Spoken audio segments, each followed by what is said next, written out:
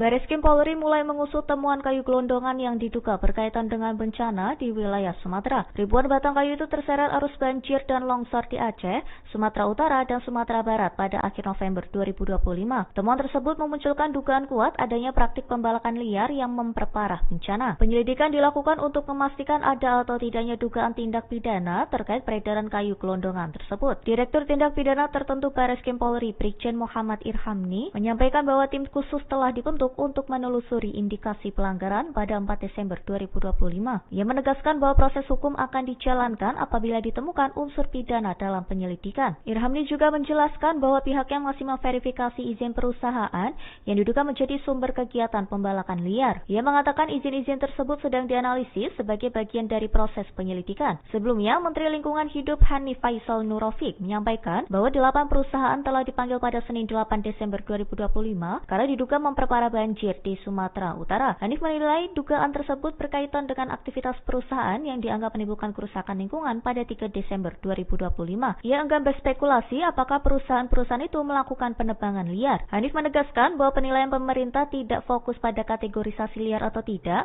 melainkan pada dampak lingkungan yang ditimbulkan. Mereka itu banjir penyebabnya, tapi gentleman dua menterinya mengundurkan diri karena menganggap tidak mampu mengatasi itu.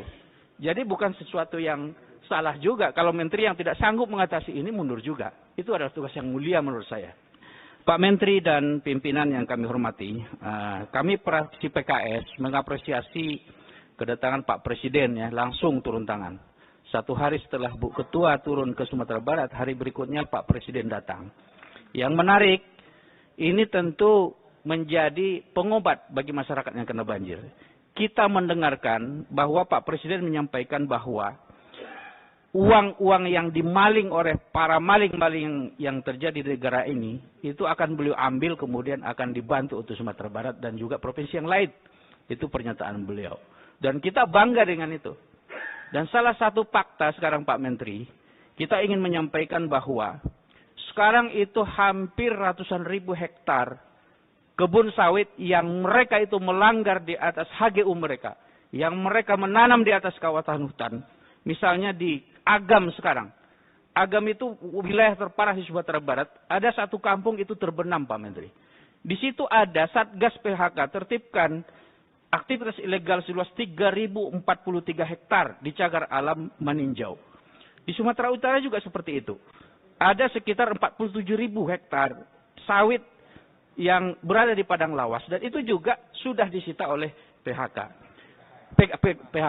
Satgas PHK.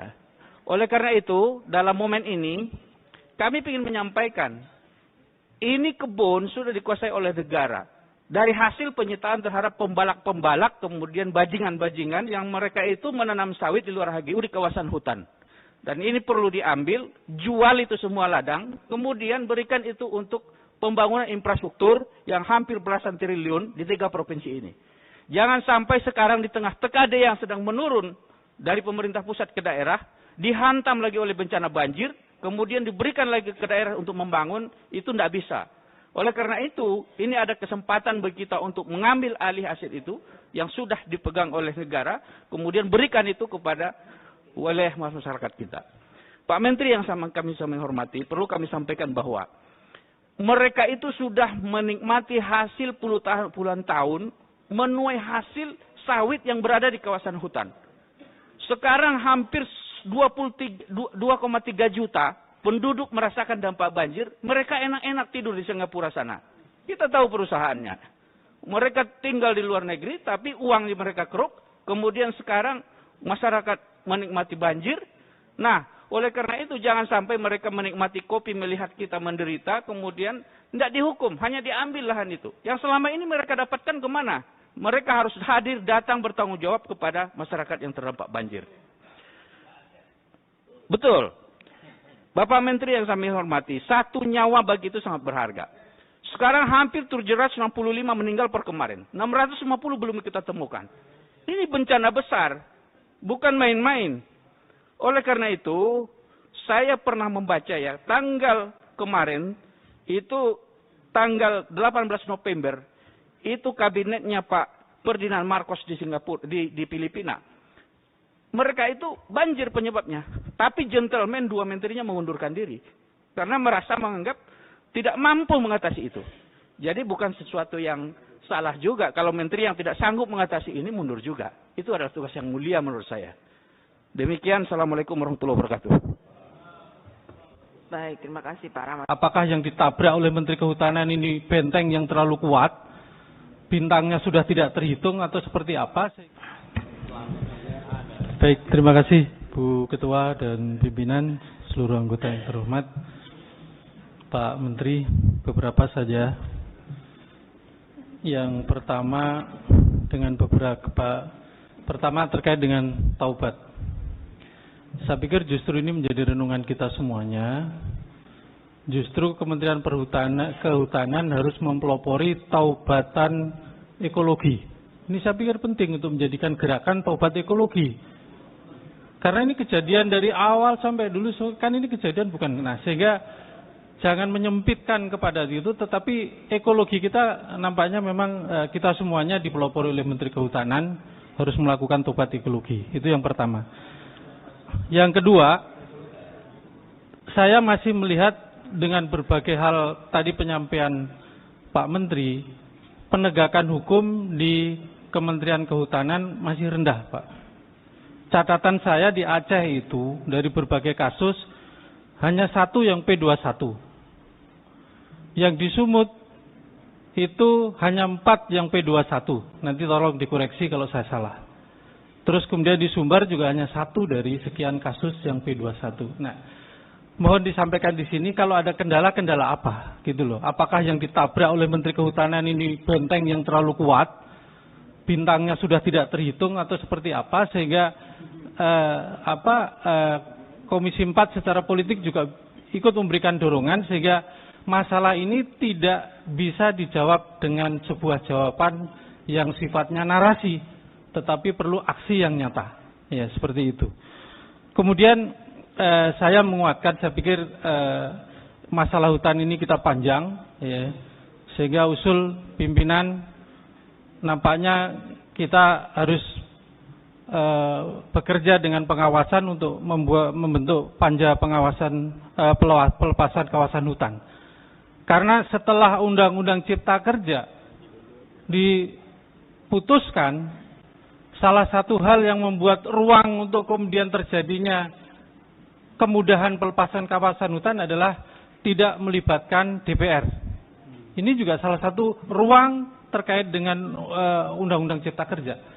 Catatan-catatan, memang ini ada ruang yang sengaja dibuka oleh undang-undang ini, makanya secara ini kita setuju untuk dilakukan revisi Undang-Undang Cipta Kerja. Tutupan 30% dihapus. Ini kan menjadi permasalahan juga. Ada istilah keterlanjuran juga ada di situ. Sehingga hal-hal begini ini harus kemudian menjadi perhatian bagi kita semuanya. Sehingga pelepasan kawasan hutan. Dan paling tidak, kalau dengan panja kita bisa merunut ke belakang. Kan kerusakan hutan ini tidak akan terjadi 1-2 tahun yang hari ini. Tetapi akan ada runutan panjang ke belakang. Sehingga mudah-mudahan dengan panja pelepasan kawasan hutan, kalau disetujui oleh para pimpinan dan anggota, kita akan bantu untuk kemudian melakukan pengawasan, sekaligus kita juga ikut melakukan taubatan ekologi ini sebagai langkah real. Demikian Ibu, terima kasih. Assalamualaikum warahmatullahi wabarakatuh.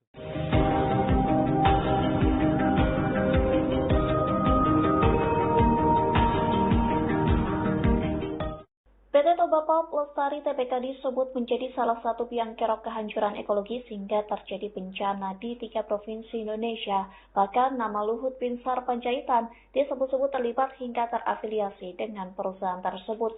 Terkait isu itu Luhut tegas memberikan bantahan. Bantahan itu disampaikan melalui juru bicara Ketua DEN Jody Mahardi melalui keterangan persnya pada Kamis 4 Desember. Ia membantah Luhut memiliki keterlibatan atau kepemilikan di perusahaan TPL. Jody memastikan Luhut tidak memiliki hubungan apapun baik secara langsung maupun tidak langsung. Sementara setiap klaim yang dikaitkan dengan Luhut soal perusahaan tersebut, Jody menyebutnya pernyataan tidak berdasar. Jody menghimbau seluruh pihak agar berhati-hati dalam menyebarkan informasi yang belum terverifikasi verifikasi yang meminta agar mengutamakan etika dalam ruang digital untuk mencegah kesalahpahaman serta disinformasi di masyarakat. Sebagai pejabat negara, Jody menyebut Luhut mematuhi seluruh ketentuan perundang-undangan.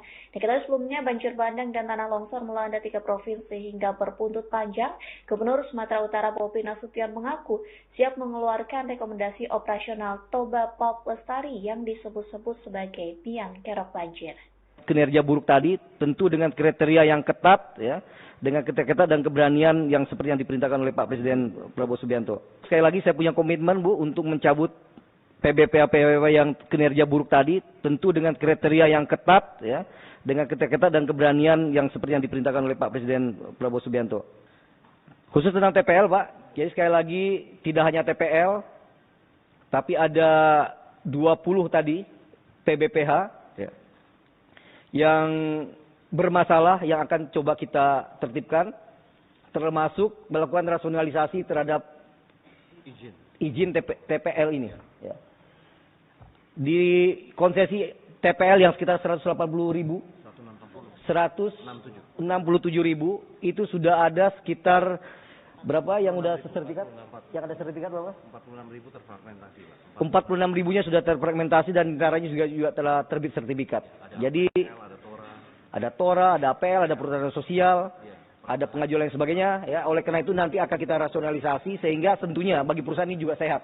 Dia hanya menguasai sesuatu yang memang bisa diproduksikan. Sisanya nanti tentu akan kita pergunakan untuk kepentingan macam-macam tadi. Apakah bisa untuk TORA, apakah bisa untuk kemitraan konsesi, ya, yang bisa dilakukan dengan perusahaan-perusahaan tersebut, yaitu Aceh, Sumatera Utara, dan Sumatera Barat, terjadi karena kombinasi beberapa faktor yang saling terkait dan mengait.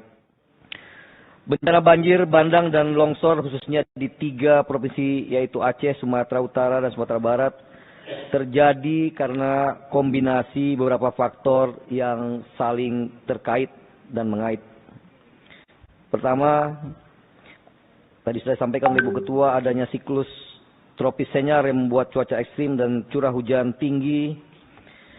Namun juga ada karena bentuk geomorfologi das, serta yang ketiga tentu adalah karena kerusakan pada daerah tangkapan air atau DTA. Sebelum menjelaskan lebih detail kondisi das terdampak bencana seperti yang diharapkan kepada kami, saya ingin menyampaikan laporan umum tentang kondisi deforestasi hutan kita. Pada tahun 2025, deforestasi Indonesia hingga bulan September, sekali lagi saya tegaskan sampai bulan September, karena kami akan ukur kembali nanti di akhir Desember. Deforestasi Indonesia hingga bulan September menurun sebesar 49.700 hektar jika dibandingkan tahun 2024, atau menurun 23,01%. Penurunan deforestasi tersebut juga teridentifikasi pada 3 provinsi terdampak banjir. Di Aceh menurun sebesar 10,04%. Di Sumatera Utara menurun sampai 13,58%, dan di Provinsi Sumatera Barat turun 14% jika sekali lagi dibandingkan dengan tahun 2024. Secara rinci datanya dapat dilihat pada halaman 4 di tayangan yang sudah disediakan. Saya minta kepada Pak Menteri untuk cari tahu siapa perusahaan itu. Dan tolong, jangan ada pohon-pohon besar lagi yang ditebangin. Saudara Menteri, terus terang saya sedih, miris, dan saya marah. Bayangkan kayu sebesar itu, diameter 1,5 meter itu berapa ratus tahun perlu tumbuh untuk pohon sebesar itu. Ini manusia mana di Indonesia ini yang seenaknya aja bisa motong-motong kayu seperti itu? Apa salah tuh kayu?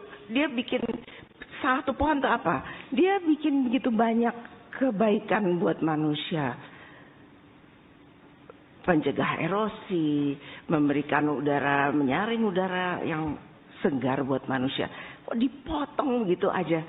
Dan yang lebih menjengkelkan, itu truk itu lewat di jalan raya 2 hari setelah peristiwa banjir ini. Dan dengan kemajuan teknologi, truk itu lewat di depan hidung kita. Sungguh menyakitkan, Pak Menteri.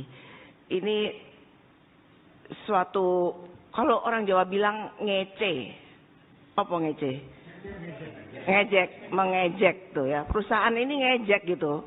Baru kita kena bencana, dia lewat di depan muka kita. Ini suatu suatu hal yang menyakitkan dan menghina rakyat Indonesia. Saya minta kepada Pak Menteri untuk cari tahu siapa perusahaan itu dan tolong jangan ada pohon-pohon besar lagi yang ditebangin. Hentikan semua ini. Saya tidak mau, kami tidak mau hanya sekedar moratorium. Moratorium tuh besok-besok saya hidupin lagi. Tapi dihentikan. Nggak usah ada lagi itu pohon-pohon besar yang dipotong-potong. Kita setuju semua ya teman-teman ya. Sudah cukuplah ini, jangan lagi ke depan mau siapa kayak itu di belakangnya. Mau bintang-bintang kayak mau apa.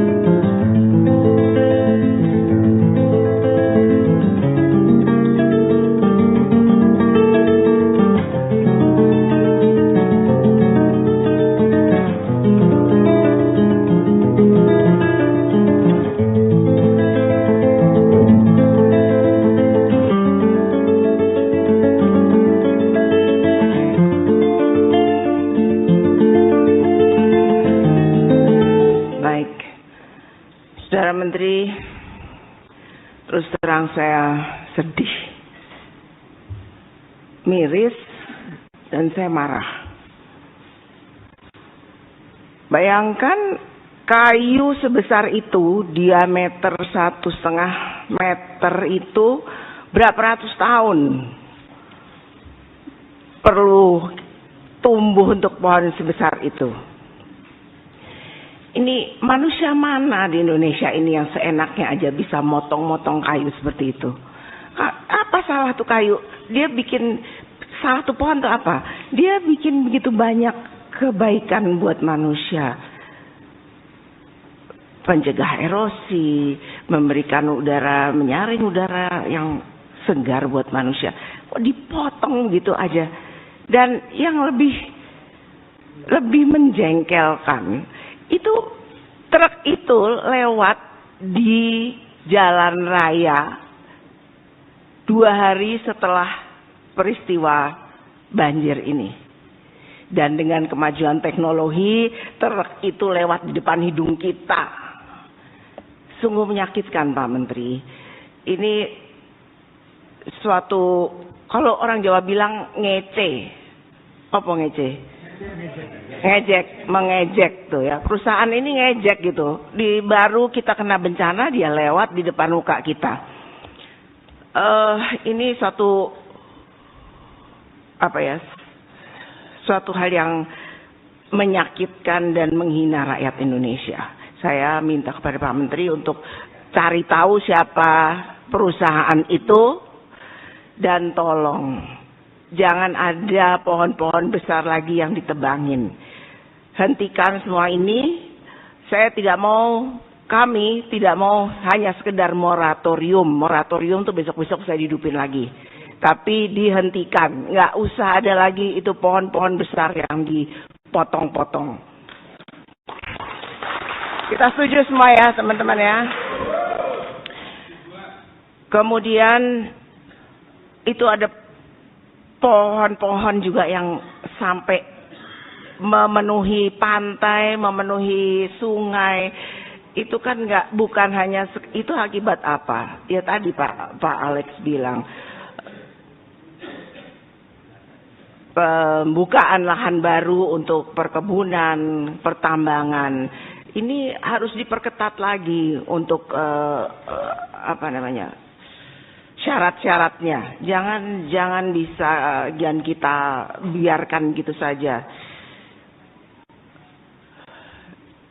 Sudah cukuplah ini, jangan lagi ke depan mau siapa kayak itu di belakangnya, mau bintang-bintang kayak mau apa. Kita ini mewakili rakyat Indonesia. Bapak juga ditunjuk sebagai pembantu presiden yang dipilih oleh rakyat Indonesia. Kita tegakkan hukum yang setegak-tegaknya, siapapun itu kalau memang merugikan bangsa dan negara, merusak tanah dan hutan kita, ditindak aja. Bapak nggak usah takut-takut. Kami di belakang Bapak. Baik, silakan Pak Menteri untuk memberikan tanggapannya atas pertanyaan-pertanyaan dari kawan-kawan.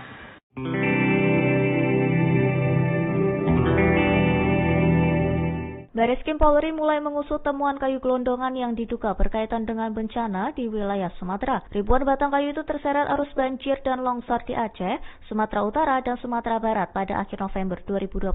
Temuan tersebut memunculkan dugaan kuat adanya praktik pembalakan liar yang memperparah bencana. Penyelidikan dilakukan untuk memastikan ada atau tidaknya dugaan tindak pidana terkait peredaran kayu gelondongan tersebut. Direktur Tindak Pidana Tertentu Bareskrim Polri, Brigjen Muhammad Irhamni, menyampaikan bahwa tim khusus telah dibentuk untuk menelusuri indikasi pelanggaran pada 4 Desember 2025. Ia menegaskan bahwa proses hukum akan dijalankan apabila ditemukan unsur pidana dalam penyelidikan. Irhamni juga menjelaskan bahwa pihaknya masih memverifikasi izin perusahaan yang diduga menjadi sumber kegiatan pembalakan liar. Ia mengatakan izin-izin tersebut sedang dianalisis sebagai bagian dari proses penyelidikan. Sebelumnya, Menteri Lingkungan Hidup Hanif Faisal Nurofik menyampaikan bahwa 8 perusahaan telah dipanggil pada Senin 8 Desember 2025 karena diduga memperparah banjir di Sumatera Utara. Hanif menilai dugaan tersebut berkaitan dengan aktivitas perusahaan yang dianggap menimbulkan kerusakan lingkungan pada 3 Desember 2025. Ia enggan berspekulasi apakah perusahaan-perusahaan itu melakukan penebangan liar. Hanif menegaskan bahwa penilaian pemerintah tidak fokus pada kategorisasi liar atau tidak,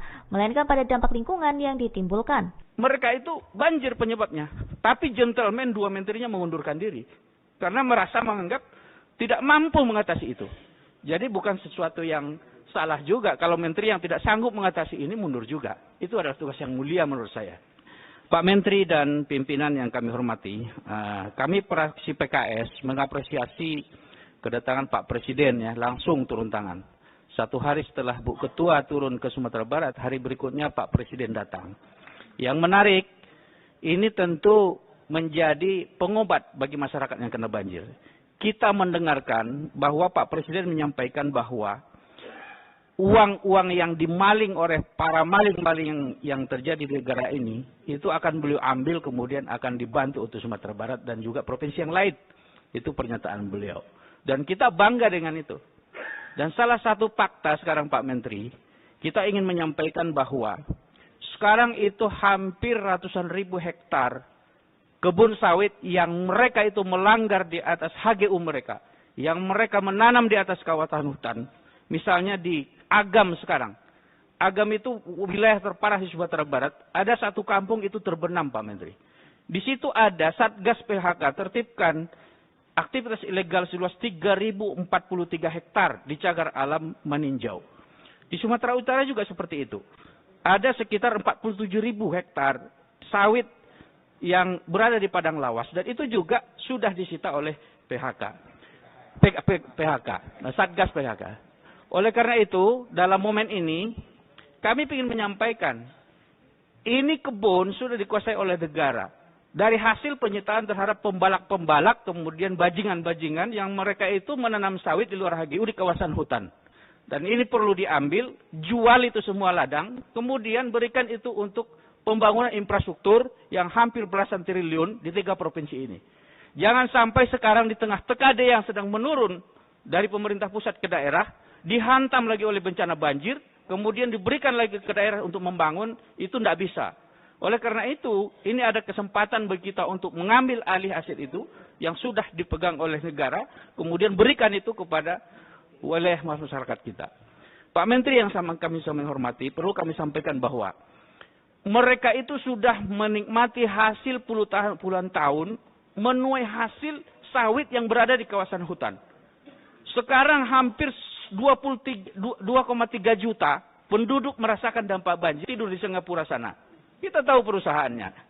Mereka tinggal di luar negeri, tapi uang mereka keruk. Kemudian sekarang masyarakat menikmati banjir. Nah, oleh karena itu jangan sampai mereka menikmati kopi melihat kita menderita, kemudian tidak dihukum, hanya diambil lahan itu. Yang selama ini mereka dapatkan kemana? Mereka harus hadir, datang bertanggung jawab kepada masyarakat yang terdampak banjir. Betul. Bapak Menteri yang kami hormati, satu nyawa bagi itu sangat berharga. Sekarang hampir terjerat 95 meninggal per kemarin. 650 belum kita temukan. Ini bencana besar, bukan main-main. Oleh karena itu, saya pernah membaca ya, tanggal kemarin, itu tanggal 18 November, itu kabinetnya Pak Ferdinand Marcos di Singapura, di Filipina. Mereka itu banjir penyebabnya. Tapi gentleman dua menterinya mengundurkan diri. Karena merasa menganggap tidak mampu mengatasi itu. Jadi bukan sesuatu yang salah juga. Kalau menteri yang tidak sanggup mengatasi ini mundur juga. Itu adalah tugas yang mulia menurut saya. Demikian, Assalamualaikum warahmatullahi wabarakatuh. Baik, terima kasih Pak Rahmat. Apakah yang ditabrak oleh Menteri Kehutanan ini benteng yang terlalu kuat? Bintangnya sudah tidak terhitung atau seperti apa? Baik, terima kasih Bu Ketua dan pimpinan, seluruh anggota yang terhormat. Pak Menteri, beberapa saja. Yang pertama pertama terkait dengan taubat. Saya pikir justru ini menjadi renungan kita semuanya. Justru Kementerian Kehutanan harus mempelopori taubatan ekologi. Ini saya pikir penting untuk menjadikan gerakan taubat ekologi. Karena ini kejadian dari awal sampai dulu, kan ini kejadian bukan. Nah, sehingga jangan menyempitkan kepada itu, tetapi ekologi kita nampaknya memang kita semuanya dipelopori oleh Menteri Kehutanan harus melakukan taubat ekologi. Itu yang pertama. Yang kedua, saya masih melihat dengan berbagai hal tadi penyampaian Pak Menteri, penegakan hukum di Kementerian Kehutanan masih rendah, Pak. Catatan saya di Aceh itu dari berbagai kasus hanya satu yang P21. Yang di Sumut itu hanya 4 yang P21. Nanti tolong dikoreksi kalau saya salah. Terus kemudian di Sumbar juga hanya 1 dari sekian kasus yang P21. Nah, mohon disampaikan di sini kalau ada kendala-kendala apa gitu loh. Apakah yang ditabrak oleh Menteri Kehutanan ini benteng yang terlalu kuat, bintangnya sudah tidak terhitung atau seperti apa, sehingga Komisi 4 secara politik juga ikut memberikan dorongan sehingga masalah ini tidak bisa dijawab dengan sebuah jawaban yang sifatnya narasi, tetapi perlu aksi yang nyata. Ya, seperti itu. Kemudian saya menguatkan, saya pikir masalah hutan ini kita panjang, ya, sehingga usul pimpinan nampaknya kita harus bekerja dengan pengawasan untuk membentuk panja pengawasan pelepasan kawasan hutan. Karena setelah Undang-Undang Cipta Kerja diputuskan, salah satu hal yang membuat ruang untuk kemudian terjadinya kemudahan pelepasan kawasan hutan adalah tidak melibatkan DPR. Ini juga salah satu ruang terkait dengan Undang-Undang Cipta Kerja. Catatan-catatan, memang ini ada ruang yang sengaja dibuka oleh undang-undang ini, makanya secara ini kita setuju untuk dilakukan revisi Undang-Undang Cipta Kerja. Tutupan 30% dihapus. Ini kan menjadi permasalahan juga. Ada istilah keterlanjuran juga ada di situ. Sehingga hal-hal begini ini harus kemudian menjadi perhatian bagi kita semuanya. Sehingga pelepasan kawasan hutan. Dan paling tidak Kalau dengan panja kita bisa merunut ke belakang, kan kerusakan hutan ini tidak akan terjadi 1-2 tahun yang hari ini, tetapi akan ada runutan panjang ke belakang. Sehingga mudah-mudahan dengan panja pelepasan kawasan hutan, kalau disetujui oleh para pimpinan dan anggota, kita akan bantu untuk kemudian melakukan pengawasan, sekaligus kita juga ikut melakukan taubatan ekologi ini sebagai langkah real. Demikian Ibu, terima kasih. Assalamualaikum warahmatullahi wabarakatuh.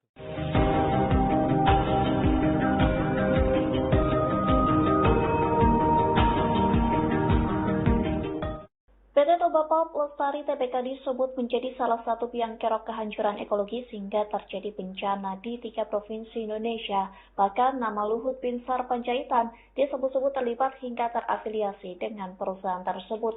Terkait isu itu, Luhut tegas memberikan bantahan.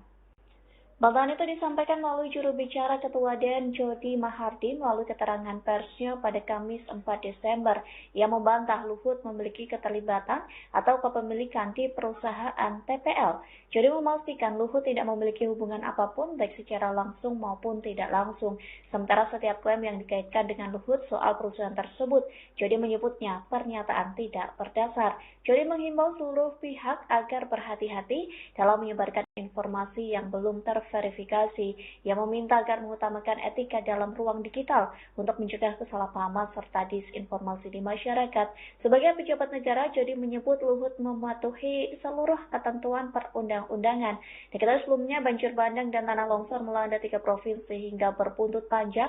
Gubernur Sumatera Utara Bobi Nasution mengaku siap mengeluarkan rekomendasi operasional Toba Pop Lestari yang disebut-sebut sebagai biang kerok banjir.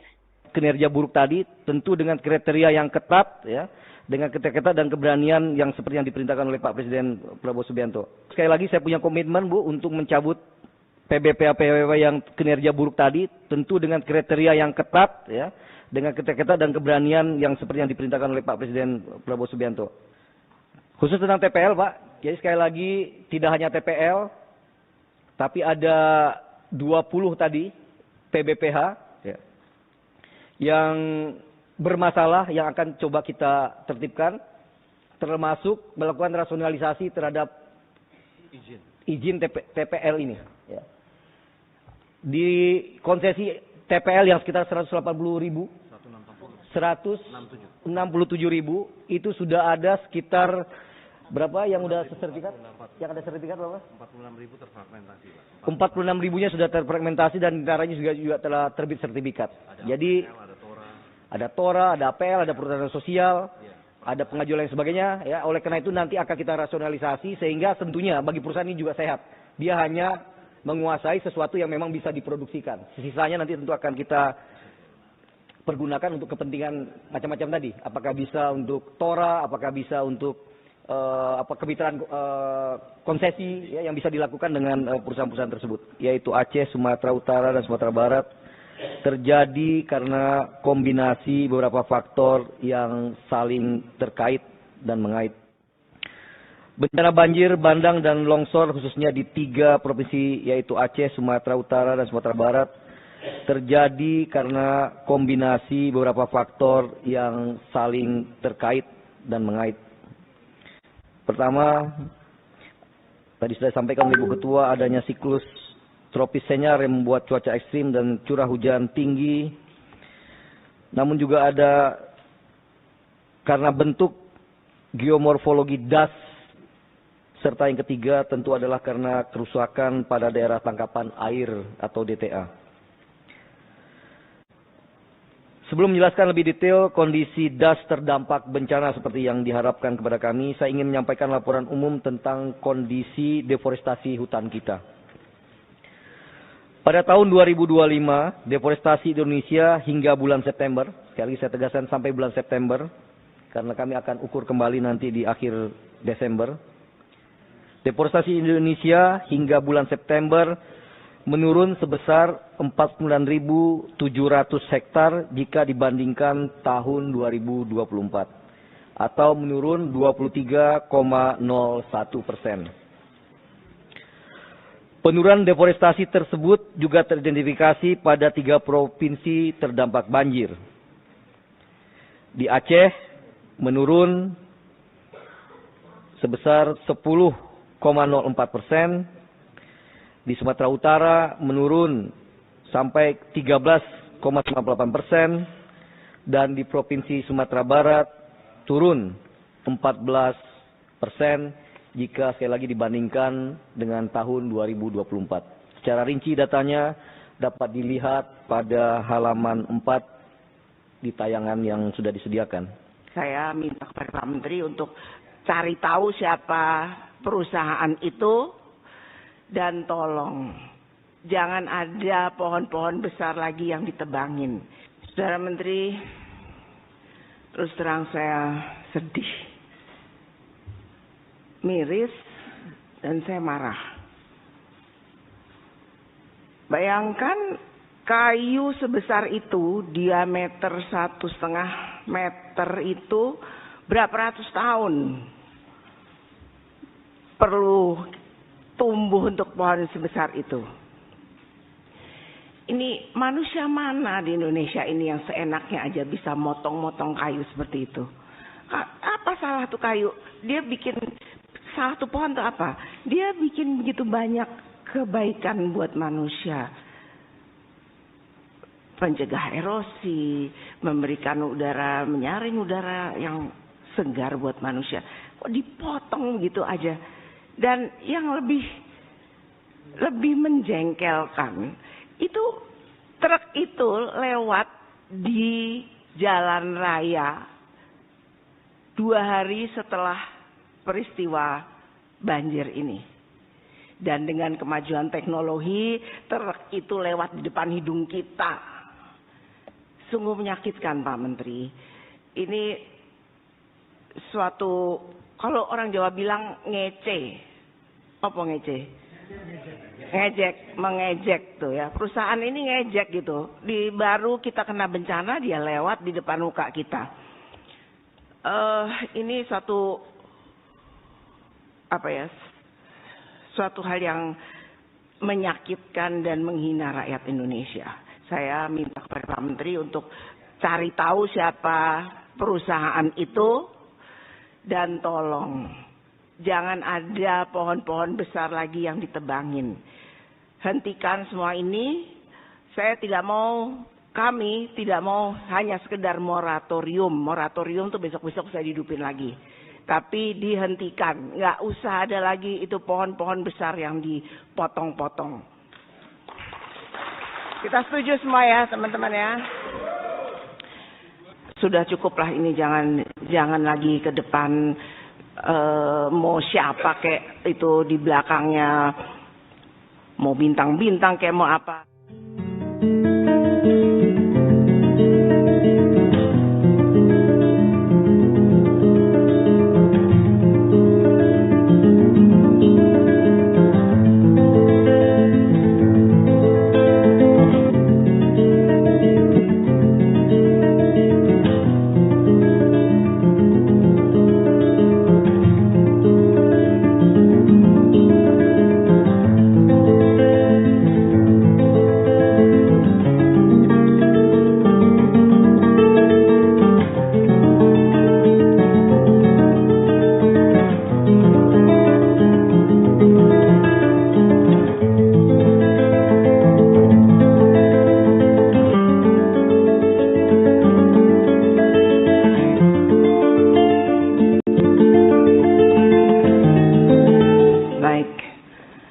Saudara Menteri, terus terang saya sedih,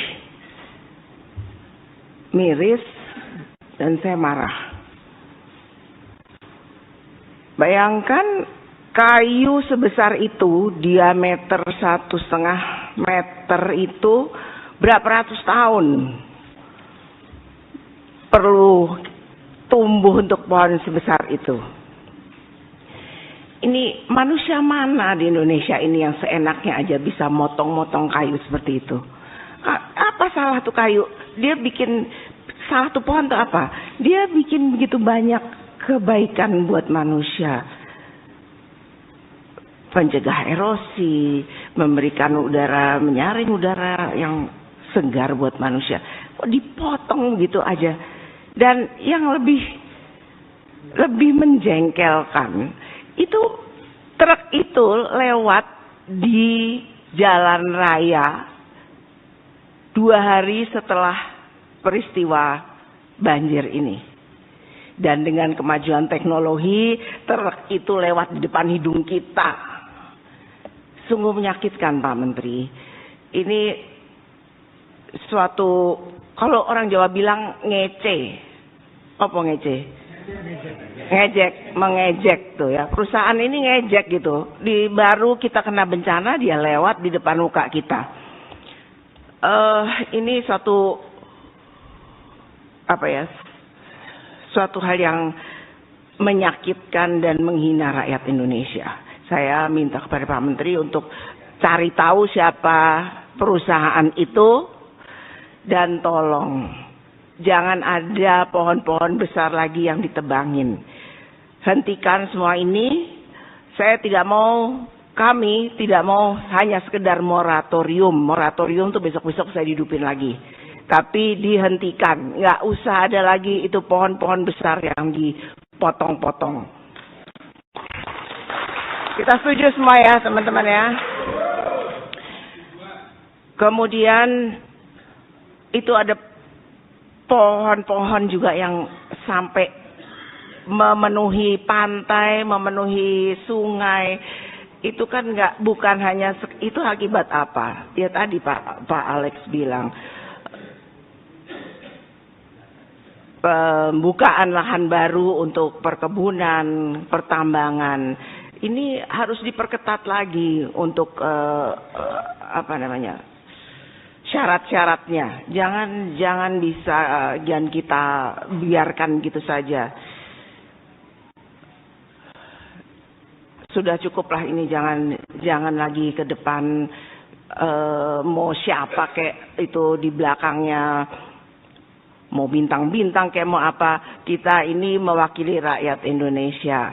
Bapak juga ditunjuk sebagai pembantu presiden yang dipilih oleh rakyat Indonesia. Kita tegakkan hukum yang setegak-tegaknya siapapun itu kalau memang merugikan bangsa dan negara, merusak tanah dan hutan kita, ditindak aja. Bapak nggak usah takut-takut. Kami di belakang Bapak. Baik, silakan Pak Menteri untuk memberikan tanggapannya atas pertanyaan-pertanyaan dari kawan-kawan.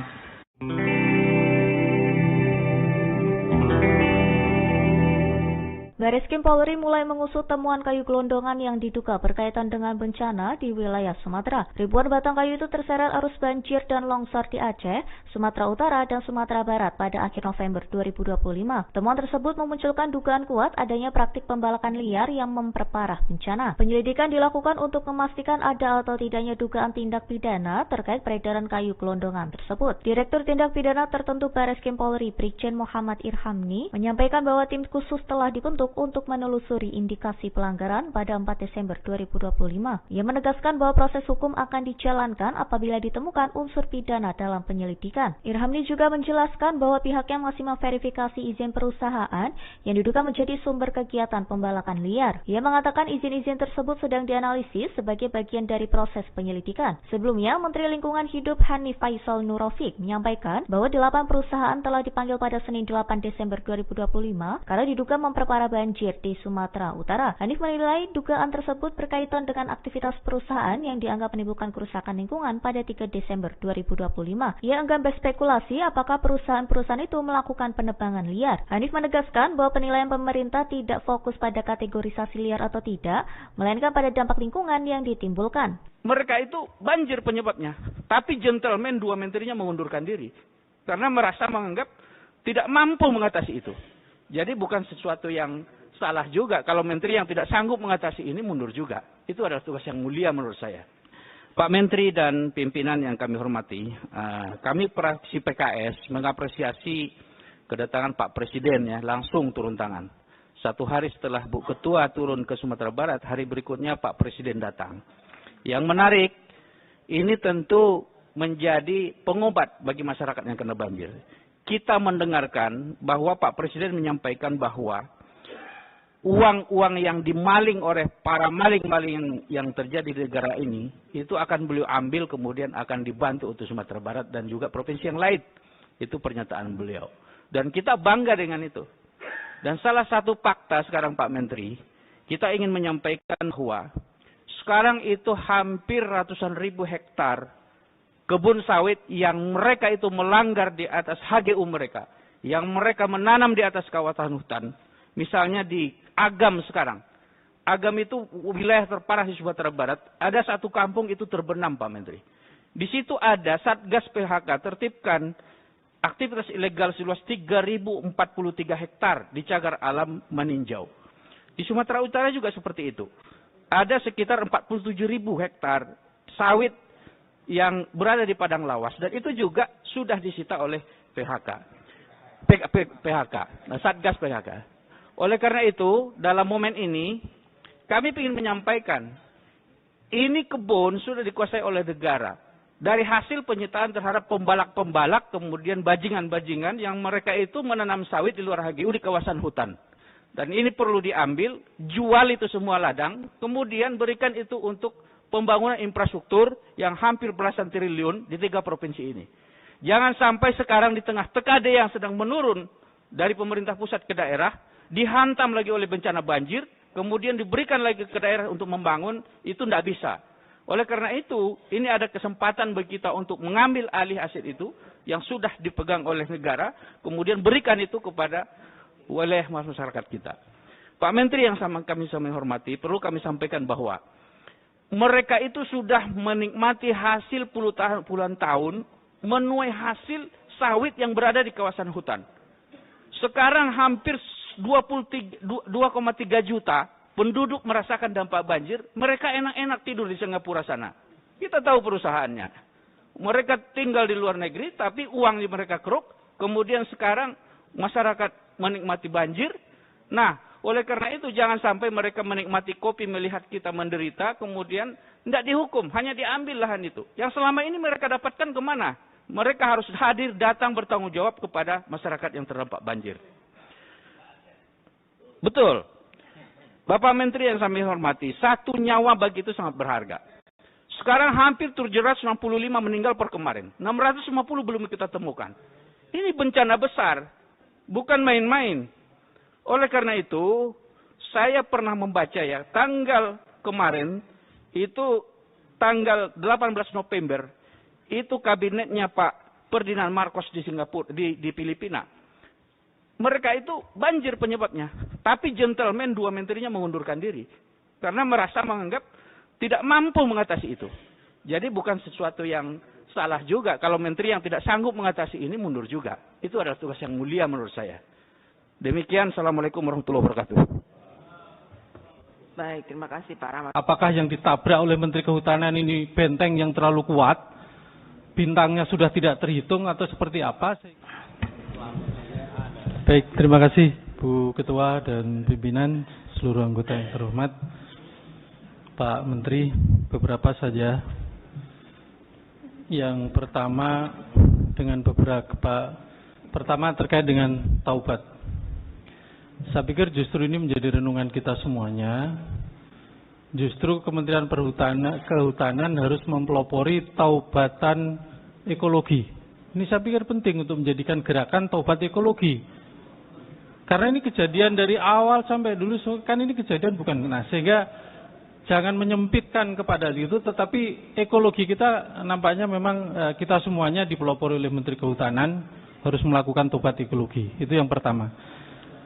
Yang kedua, saya masih melihat dengan berbagai hal tadi penyampaian Pak Menteri, penegakan hukum di Kementerian Kehutanan masih rendah, Pak. Catatan saya di Aceh itu, dari berbagai kasus, hanya 1 yang P21. Yang di Sumut, itu hanya 4 yang P21. Nanti tolong dikoreksi kalau saya salah. Terus kemudian di Sumbar juga hanya 1 dari sekian kasus yang P21. Nah, mohon disampaikan di sini kalau ada kendala-kendala apa, gitu loh. Apakah yang ditabrak oleh Menteri Kehutanan ini benteng yang terlalu kuat, bintangnya sudah tidak terhitung atau seperti apa, sehingga Komisi 4 secara politik juga ikut memberikan dorongan sehingga masalah ini tidak bisa dijawab dengan sebuah jawaban yang sifatnya narasi, tetapi perlu aksi yang nyata. Ya, seperti itu. Kemudian saya menguatkan, saya pikir masalah hutan ini kita panjang, ya, sehingga usul pimpinan nampaknya kita harus bekerja dengan pengawasan untuk membentuk panja pengawasan pelepasan kawasan hutan. Karena setelah Undang-Undang Cipta Kerja diputuskan, salah satu hal yang membuat ruang untuk kemudian terjadinya kemudahan pelepasan kawasan hutan adalah tidak melibatkan DPR. Ini juga salah satu ruang terkait dengan Undang-Undang Cipta Kerja. Catatan-catatan, memang ini ada ruang yang sengaja dibuka oleh undang-undang ini, makanya secara ini kita setuju untuk dilakukan revisi Undang-Undang Cipta Kerja. Tutupan 30% dihapus. Ini kan menjadi permasalahan juga. Ada istilah keterlanjuran juga ada di situ. Sehingga hal-hal begini ini harus kemudian menjadi perhatian bagi kita semuanya. Sehingga pelepasan kawasan hutan. Dan paling tidak, kalau dengan panja kita bisa merunut ke belakang. Kan kerusakan hutan ini tidak akan terjadi 1-2 tahun yang hari ini. Tetapi akan ada runutan panjang ke belakang. Sehingga mudah-mudahan dengan panja pelepasan kawasan hutan, kalau disetujui oleh para pimpinan dan anggota, kita akan bantu untuk kemudian melakukan pengawasan, sekaligus kita juga ikut melakukan taubatan ekologi ini sebagai langkah real. Demikian Ibu, terima kasih. Assalamualaikum warahmatullahi wabarakatuh.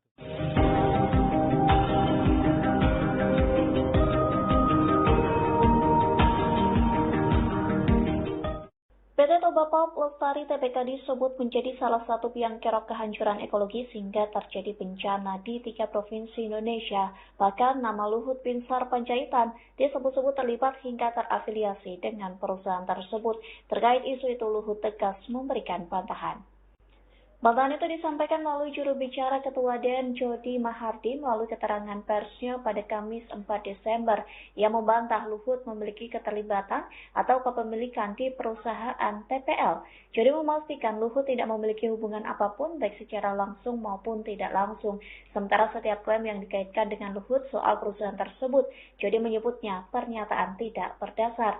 Jody menghimbau seluruh pihak agar berhati-hati dalam menyebarkan informasi yang belum terverifikasi. Ia meminta agar mengutamakan etika dalam ruang digital untuk mencegah kesalahpahaman serta disinformasi di masyarakat. Sebagai pejabat negara, Jody menyebut Luhut mematuhi seluruh ketentuan perundang-undangan. Diketahui sebelumnya banjir bandang dan tanah longsor melanda 3 provinsi hingga berbuntut panjang. Gubernur Sumatera Utara Bobi Nasution mengaku siap mengeluarkan rekomendasi operasional Toba Pulp Lestari yang disebut-sebut sebagai biang kerok banjir. Kinerja buruk tadi tentu dengan kriteria yang ketat, ya, dengan ketat dan keberanian yang seperti yang diperintahkan oleh Pak Presiden Prabowo Subianto. Sekali lagi saya punya komitmen, Bu, untuk mencabut PBPA-PWW yang kinerja buruk tadi, tentu dengan kriteria yang ketat, ya, dengan ketat dan keberanian yang seperti yang diperintahkan oleh Pak Presiden Prabowo Subianto. Khusus tentang TPL, Pak, jadi sekali lagi tidak hanya TPL, tapi ada 20 tadi PBPH, ya, yang bermasalah yang akan coba kita tertibkan, termasuk melakukan rasionalisasi terhadap izin TPL ini. Ya. Di konsesi TPL yang sekitar 180.000, 167.000 itu sudah ada sekitar berapa yang udah sertifikat? Yang ada sertifikat berapa? 46.000 terfragmentasi, Pak. 46.000-nya sudah terfragmentasi dan diantaranya juga telah terbit sertifikat. Jadi ada TORA, ada APL, ada perhutanan sosial, ada pengajuan lain sebagainya. Ya, oleh karena itu nanti akan kita rasionalisasi sehingga tentunya bagi perusahaan ini juga sehat.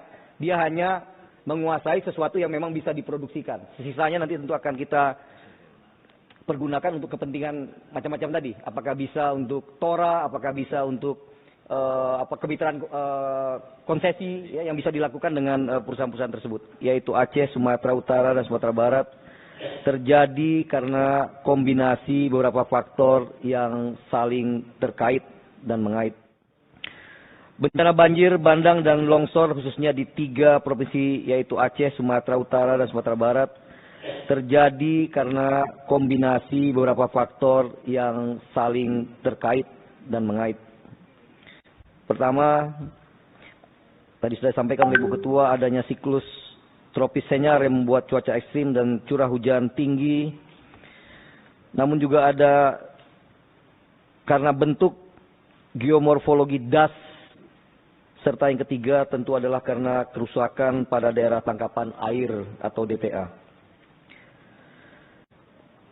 Sebelum menjelaskan lebih detail kondisi das terdampak bencana seperti yang diharapkan kepada kami, saya ingin menyampaikan laporan umum tentang kondisi deforestasi hutan kita.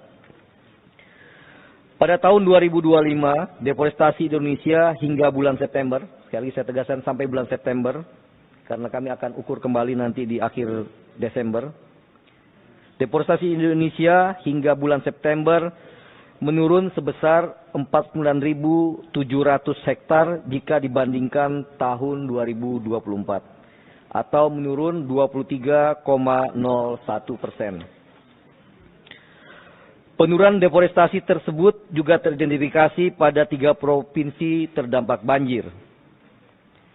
Di Aceh menurun sebesar 10,04%, di Sumatera Utara menurun sampai 13,98%, dan di Provinsi Sumatera Barat turun 14% jika sekali lagi dibandingkan dengan tahun 2024. Secara rinci datanya dapat dilihat pada halaman 4 di tayangan yang sudah disediakan. Saya minta kepada Pak Menteri untuk cari tahu siapa perusahaan itu dan tolong jangan ada pohon-pohon besar lagi yang ditebangin.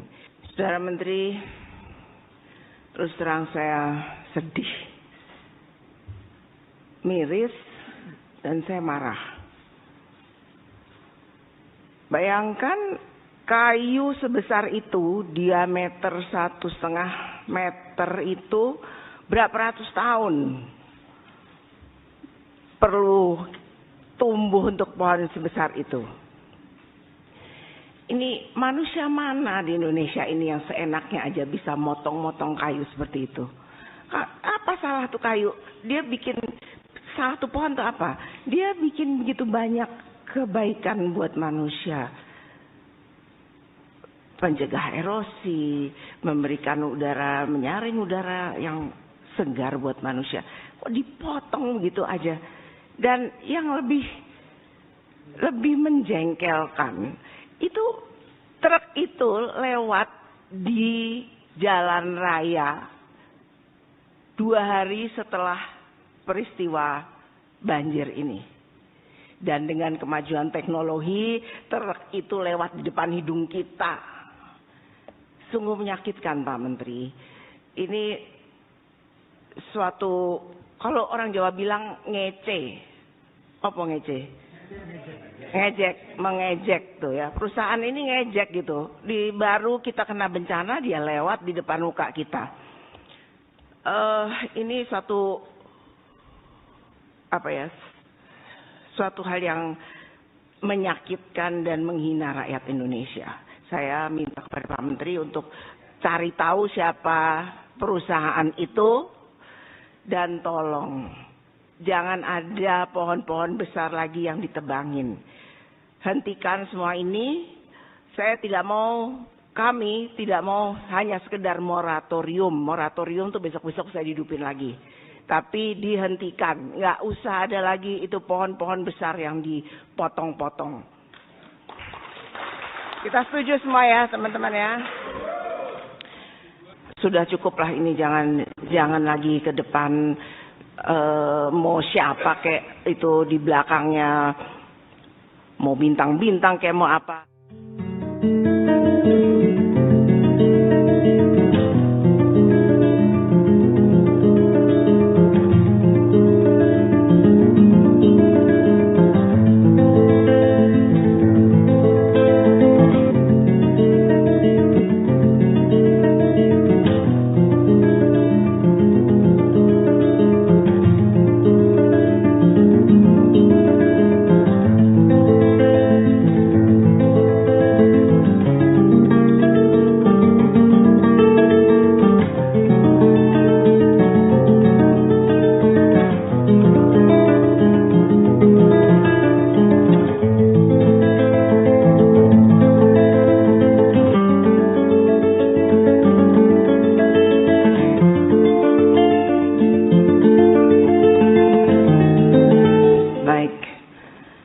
Saudara Menteri, terus terang saya sedih,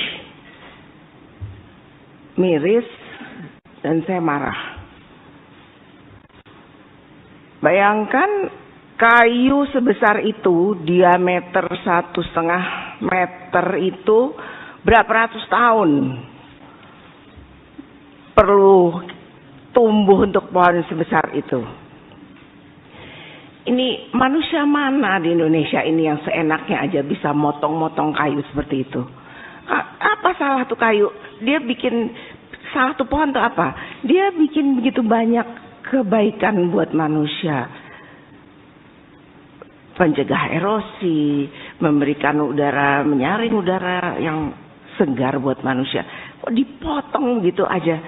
Dan yang lebih menjengkelkan, itu truk itu lewat di jalan raya 2 hari setelah peristiwa banjir ini. Dan dengan kemajuan teknologi, truk itu lewat di depan hidung kita. Sungguh menyakitkan, Pak Menteri.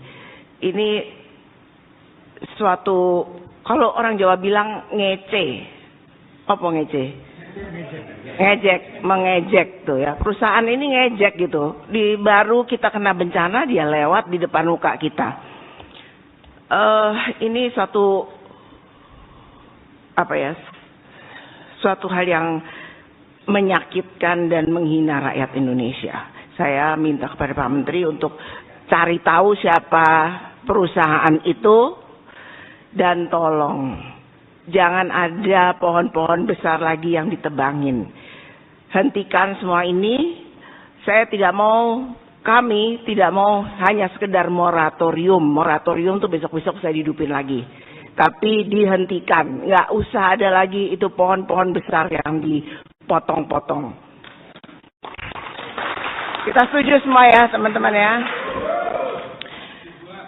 Kemudian itu ada pohon-pohon juga yang sampai memenuhi pantai, memenuhi sungai. Itu kan bukan hanya itu akibat apa? Ya tadi Pak Alex bilang pembukaan lahan baru untuk perkebunan, pertambangan. Ini harus diperketat lagi untuk syarat-syaratnya. Jangan kita biarkan gitu saja. Sudah cukuplah ini, jangan lagi ke depan mau siapa kayak itu di belakangnya, mau bintang-bintang kayak mau apa. Kita ini mewakili rakyat Indonesia. Bapak juga ditunjuk sebagai pembantu presiden yang dipilih oleh rakyat Indonesia. Kita tegakkan hukum yang setegak-tegaknya, siapapun itu kalau memang merugikan bangsa dan negara, merusak tanah dan hutan kita, ditindak aja. Bapak nggak usah takut-takut. Kami di belakang Bapak. Baik, silakan Bapak Menteri untuk memberikan tanggapannya atas pertanyaan-pertanyaan dari kawan-kawan.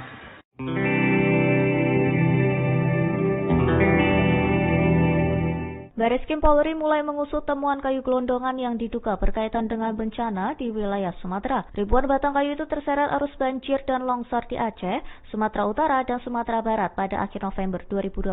Temuan tersebut memunculkan dugaan kuat adanya praktik pembalakan liar yang memperparah bencana. Penyelidikan dilakukan untuk memastikan ada atau tidaknya dugaan tindak pidana terkait peredaran kayu gelondongan tersebut. Direktur Tindak Pidana Tertentu Bariskim Polri, Brigjen Muhammad Irhamni, menyampaikan bahwa tim khusus telah dibentuk untuk menelusuri indikasi pelanggaran pada 4 Desember 2025. Ia menegaskan bahwa proses hukum akan dijalankan apabila ditemukan unsur pidana dalam penyelidikan. Irhamni juga menjelaskan bahwa pihaknya masih memverifikasi izin perusahaan yang diduga menjadi sumber kegiatan pembalakan liar. Ia mengatakan izin-izin tersebut sedang dianalisis sebagai bagian dari proses penyelidikan. Sebelumnya, Menteri Lingkungan Hidup Hanif Faisal Nurrafiq menyampaikan bahwa 8 perusahaan telah dipanggil pada Senin 8 Desember 2025 karena diduga memperparah banjir di Sumatera Utara. Hanif menilai dugaan tersebut berkaitan dengan aktivitas perusahaan yang dianggap menimbulkan kerusakan lingkungan pada 3 Desember 2025. Ia enggan berspekulasi apakah perusahaan-perusahaan itu melakukan penebangan liar. Hanif menegaskan bahwa penilaian pemerintah tidak fokus pada kategorisasi liar atau tidak, melainkan pada dampak lingkungan yang ditimbulkan. Mereka itu banjir penyebabnya, tapi gentleman dua menterinya mengundurkan diri karena menganggap tidak mampu mengatasi itu. Jadi bukan sesuatu yang salah juga kalau menteri yang tidak sanggup mengatasi ini mundur juga. Itu adalah tugas yang mulia menurut saya. Pak Menteri dan pimpinan yang kami hormati, kami fraksi PKS mengapresiasi kedatangan Pak Presiden ya langsung turun tangan. 1 hari setelah Bu Ketua turun ke Sumatera Barat, hari berikutnya Pak Presiden datang. Yang menarik, ini tentu menjadi pengobat bagi masyarakat yang kena banjir. Kita mendengarkan bahwa Pak Presiden menyampaikan bahwa uang-uang yang dimaling oleh para maling-maling yang terjadi di negara ini, itu akan beliau ambil kemudian akan dibantu untuk Sumatera Barat dan juga provinsi yang lain. Itu pernyataan beliau. Dan kita bangga dengan itu. Dan salah satu fakta sekarang Pak Menteri, kita ingin menyampaikan bahwa sekarang itu hampir ratusan ribu hektar kebun sawit yang mereka itu melanggar di atas HGU mereka. Yang mereka menanam di atas kawasan hutan. Misalnya di Agam sekarang. Agam itu wilayah terparah di Sumatera Barat. Ada satu kampung itu terbenam Pak Menteri. Di situ ada Satgas PHK tertibkan aktivitas ilegal seluas 3.043 hektar di cagar alam meninjau. Di Sumatera Utara juga seperti itu. Ada sekitar 47.000 hektar sawit yang berada di padang lawas dan itu juga sudah disita oleh PHK, Satgas PHK. Oleh karena itu, dalam momen ini kami ingin menyampaikan ini kebun sudah dikuasai oleh negara. Dari hasil penyitaan terhadap pembalak-pembalak, kemudian bajingan-bajingan yang mereka itu menanam sawit di luar HGU di kawasan hutan. Dan ini perlu diambil, jual itu semua ladang, kemudian berikan itu untuk pembangunan infrastruktur yang hampir belasan triliun di 3 provinsi ini. Jangan sampai sekarang di tengah TKD yang sedang menurun dari pemerintah pusat ke daerah, dihantam lagi oleh bencana banjir, kemudian diberikan lagi ke daerah untuk membangun, itu tidak bisa. Oleh karena itu, ini ada kesempatan bagi kita untuk mengambil alih aset itu yang sudah dipegang oleh negara, kemudian berikan itu kepada wilayah masyarakat kita. Pak Menteri yang kami hormati, perlu kami sampaikan bahwa mereka itu sudah menikmati hasil puluhan tahun, menuai hasil sawit yang berada di kawasan hutan. Sekarang hampir 2,3 juta penduduk merasakan dampak banjir, mereka enak-enak tidur di Singapura sana. Kita tahu perusahaannya. Mereka tinggal di luar negeri, tapi uang di mereka keruk, kemudian sekarang masyarakat menikmati banjir. Nah, oleh karena itu jangan sampai mereka menikmati kopi melihat kita menderita, kemudian tidak dihukum, hanya diambil lahan itu. Yang selama ini mereka dapatkan kemana? Mereka harus hadir, datang bertanggung jawab kepada masyarakat yang terdampak banjir. Betul. Bapak Menteri yang kami hormati, 1 nyawa bagi itu sangat berharga. Sekarang hampir 765 meninggal per kemarin. 650 belum kita temukan. Ini bencana besar. Bukan main-main. Oleh karena itu, saya pernah membaca ya, tanggal kemarin, itu tanggal 18 November, itu kabinetnya Pak Ferdinand Marcos di Singapura, di Filipina. Mereka itu banjir penyebabnya. Tapi gentleman 2 menterinya mengundurkan diri. Karena menganggap tidak mampu mengatasi itu. Jadi bukan sesuatu yang salah juga kalau menteri yang tidak sanggup mengatasi ini mundur juga. Itu adalah tugas yang mulia menurut saya. Demikian, Assalamualaikum warahmatullahi wabarakatuh. Baik, terima kasih Pak Rahmat. Apakah yang ditabrak oleh Menteri Kehutanan ini benteng yang terlalu kuat? Bintangnya sudah tidak terhitung atau seperti apa? Baik, terima kasih Bu Ketua dan pimpinan, seluruh anggota yang terhormat. Pak Menteri, beberapa saja. Yang pertama pertama terkait dengan taubat. Saya pikir justru ini menjadi renungan kita semuanya. Justru Kementerian Kehutanan harus mempelopori taubatan ekologi. Ini saya pikir penting untuk menjadikan gerakan taubat ekologi. Karena ini kejadian dari awal sampai dulu, kan ini kejadian bukan. Nah, sehingga jangan menyempitkan kepada itu, tetapi ekologi kita nampaknya memang kita semuanya dipelopori oleh Menteri Kehutanan harus melakukan tobat ekologi. Itu yang pertama. Yang kedua, saya masih melihat dengan berbagai hal tadi penyampaian Pak Menteri, penegakan hukum di Kementerian Kehutanan masih rendah, Pak. Catatan saya di Aceh itu, dari berbagai kasus, hanya satu yang P21. Yang di Sumut, itu hanya 4 yang P21. Nanti tolong dikoreksi kalau saya salah.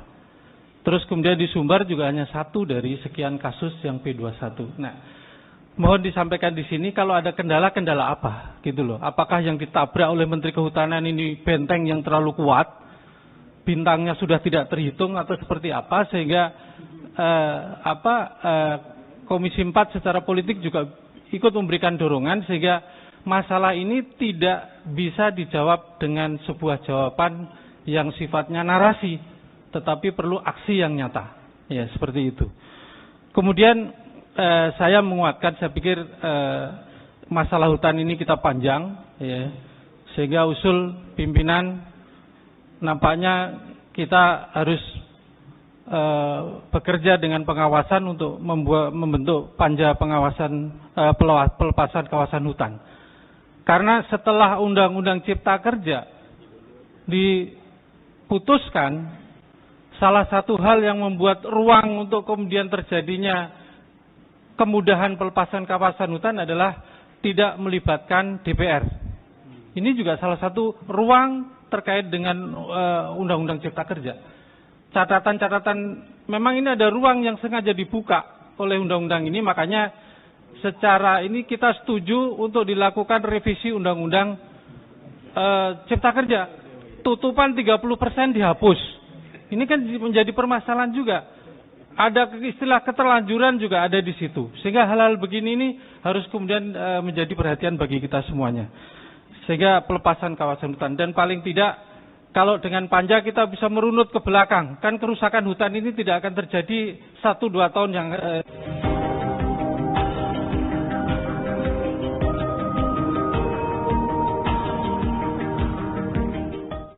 PT Toba Pulp Lestari Tbk disebut menjadi salah satu biang kerok kehancuran ekologi sehingga terjadi bencana di 3 provinsi Indonesia. Bahkan nama Luhut Binsar Panjaitan disebut-sebut terlibat hingga terafiliasi dengan perusahaan tersebut.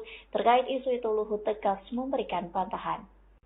Bantahan itu disampaikan melalui juru bicara Ketua DEN Jody Mahardi melalui keterangan persnya pada Kamis 4 Desember. Ia membantah Luhut memiliki keterlibatan atau kepemilikan di perusahaan TPL. Jody memastikan Luhut tidak memiliki hubungan apapun baik secara langsung maupun tidak langsung. Sementara setiap klaim yang dikaitkan dengan Luhut soal perusahaan tersebut, Jody menyebutnya pernyataan tidak berdasar. Jody menghimbau seluruh pihak agar berhati-hati dalam menyebarkan informasi yang belum terverifikasi. Ia meminta agar mengutamakan etika dalam ruang digital untuk mencegah kesalahpahaman serta disinformasi di masyarakat. Sebagai pejabat negara, Jody menyebut Luhut mematuhi seluruh ketentuan perundang-undangan. Diketahui sebelumnya banjir bandang dan tanah longsor melanda 3 provinsi hingga berbuntut panjang.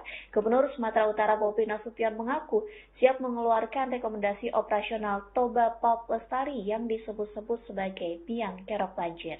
Kinerja buruk tadi tentu dengan kriteria yang ketat, ya, dengan ketat dan keberanian yang seperti yang diperintahkan oleh Pak Presiden Prabowo Subianto. Sekali lagi saya punya komitmen, Bu, untuk mencabut PBPA-PWW yang kinerja buruk tadi, tentu dengan kriteria yang ketat, ya, dengan ketat dan keberanian yang seperti yang diperintahkan oleh Pak Presiden Prabowo Subianto. Khusus tentang TPL, Pak, jadi sekali lagi tidak hanya TPL, tapi ada 20 tadi PBPH, ya, yang bermasalah yang akan coba kita tertibkan, termasuk melakukan rasionalisasi terhadap izin TPL ini. Ya. Di konsesi TPL yang sekitar 180.000, 167.000 itu sudah ada sekitar berapa yang udah sertifikat? Yang ada sertifikat berapa? 46.000 terfragmentasi, Pak. 46.000-nya sudah terfragmentasi dan diantaranya juga telah terbit sertifikat. Jadi ada TORA, ada APL, ada perhutanan sosial, ada pengajuan lain sebagainya, ya. Oleh karena itu nanti akan kita rasionalisasi sehingga tentunya bagi perusahaan ini juga sehat. Dia hanya menguasai sesuatu yang memang bisa diproduksikan. Sisanya nanti tentu akan kita pergunakan untuk kepentingan macam-macam tadi. Apakah bisa untuk tora, apakah bisa untuk kemitraan konsesi ya, yang bisa dilakukan dengan perusahaan-perusahaan tersebut, yaitu Aceh, Sumatera Utara, dan Sumatera Barat, terjadi karena kombinasi beberapa faktor yang saling terkait dan mengait. Bencana banjir, bandang, dan longsor khususnya di 3 provinsi yaitu Aceh, Sumatera Utara, dan Sumatera Barat terjadi karena kombinasi beberapa faktor yang saling terkait dan mengait. Pertama, tadi sudah disampaikan oleh Ibu Ketua, adanya siklus tropis Senyar yang membuat cuaca ekstrim dan curah hujan tinggi. Namun juga ada karena bentuk geomorfologi das, serta yang ketiga tentu adalah karena kerusakan pada daerah tangkapan air atau DTA. Sebelum menjelaskan lebih detail kondisi das terdampak bencana seperti yang diharapkan kepada kami, saya ingin menyampaikan laporan umum tentang kondisi deforestasi hutan kita.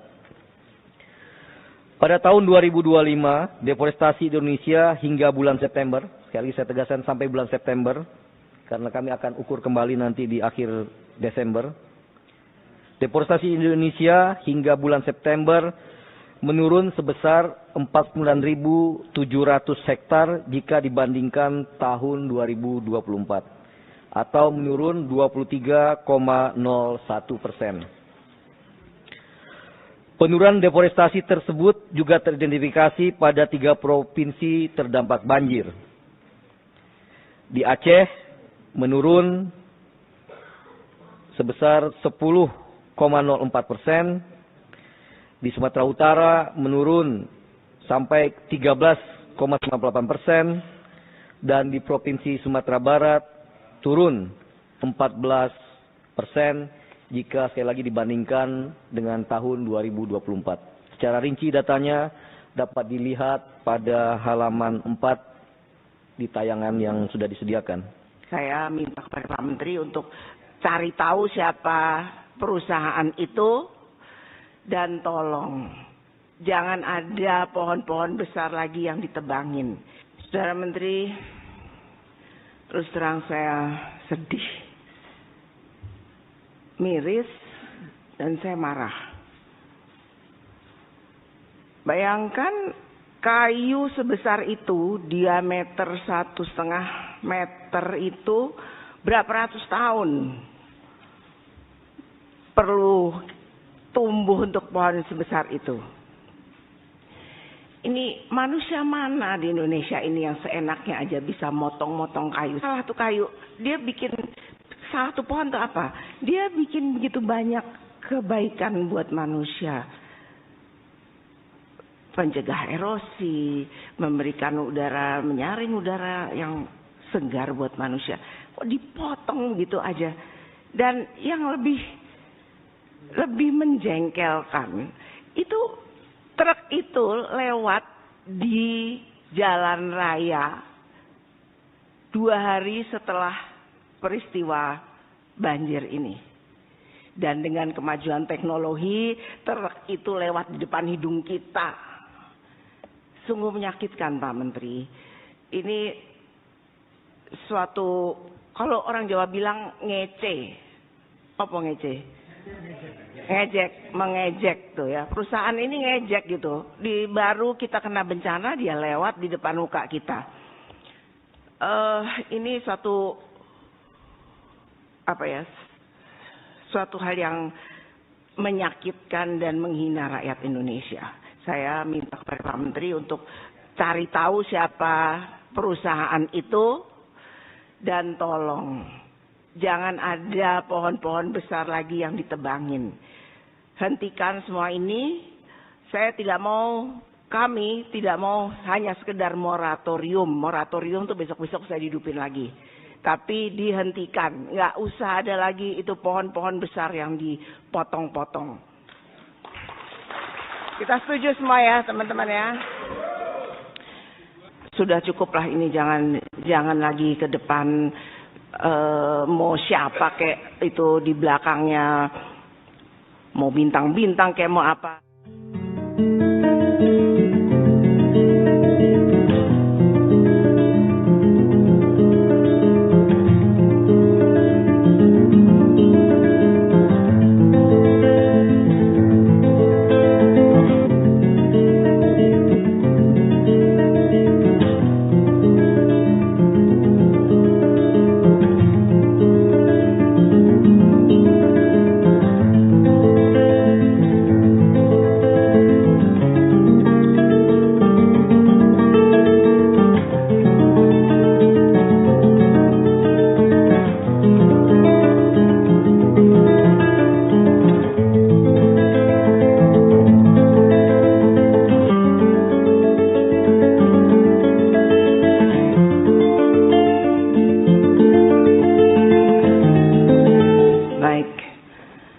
Saudara Menteri, terus terang saya sedih, miris, dan saya marah. Bayangkan kayu sebesar itu, diameter 1,5 meter itu berapa ratus tahun perlu tumbuh untuk pohon sebesar itu. Ini manusia mana di Indonesia ini yang seenaknya aja bisa motong-motong kayu seperti itu? Apa salah tuh kayu? Dia bikin salah tuh pohon tuh apa? Dia bikin begitu banyak kebaikan buat manusia. Pencegah erosi, memberikan udara, menyaring udara yang segar buat manusia. Kok dipotong gitu aja? Dan yang lebih menjengkelkan, itu truk itu lewat di jalan raya 2 hari setelah peristiwa banjir ini. Dan dengan kemajuan teknologi, truk itu lewat di depan hidung kita. Sungguh menyakitkan, Pak Menteri. Ini suatu, kalau orang Jawa bilang ngece. Apa ngece?